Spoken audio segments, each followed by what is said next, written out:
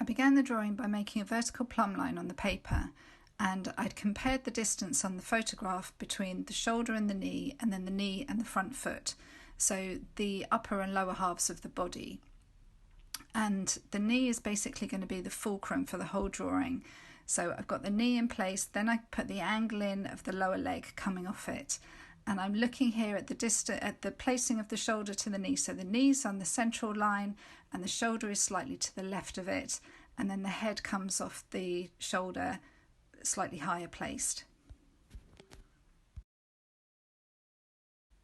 And then at this point, I'm looking at the relationship between the knee and the elbow.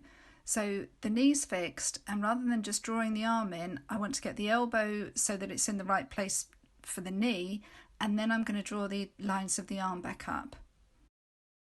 So the next thing was to determine how far across the knee on the left needed to come, and again I was using comparative measurements there to determine how far across.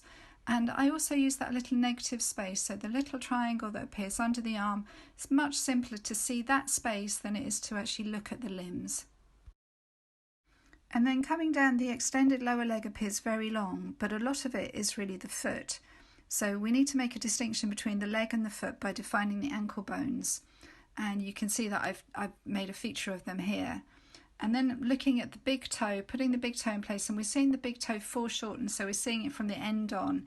So the toenail is a really useful way of defining that space. So rather than leaving that as a kind of edge with nothing sitting in it, if you put the toenail in, it suddenly gives it form.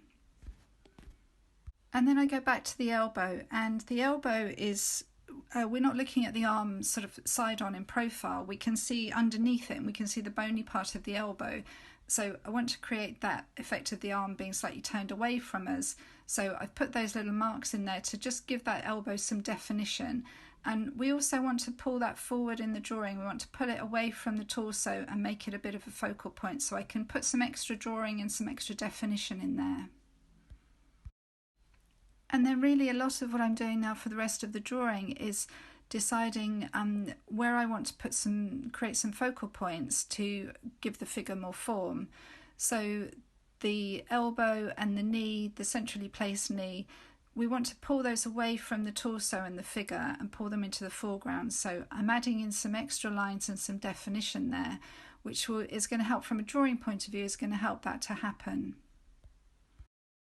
So the key things when making a foreshortened figure drawing are really to use your plumb lines, use a horizontal or vertical line to line things up, see which points hit that line, look for angles, and always look at the relationships between things as well. So have something on the drawing that you're happy with and use that as a basis to build the rest of the drawing.